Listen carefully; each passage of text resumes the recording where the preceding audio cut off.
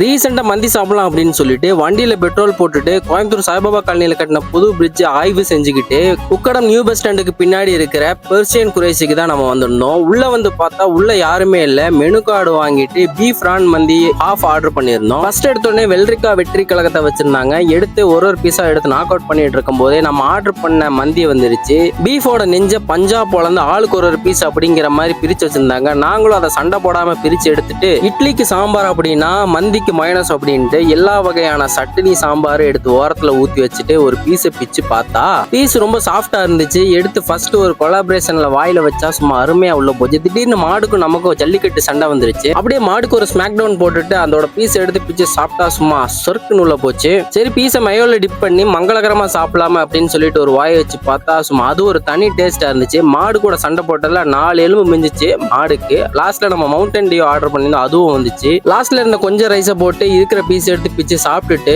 லாஸ்ட்ல இருந்த பீஸுக்கு மஞ்சள் நீராட்டு விழா மாதிரி மைனஸ் நீராட்டு விழா நடத்தி வாயில எடுத்து வச்சா சும்மா மங்களகரமா உள்ள போச்சு. லாஸ்ட்ல மவுண்டன் டியூ குடிச்சிட்டு வந்த தடையும் தெரியாம கையை கழுவிட்டு பில்ல பே பண்ணிட்டு அங்கிருந்து நம்ம வீட்டுக்கு பறந்தாச்சு.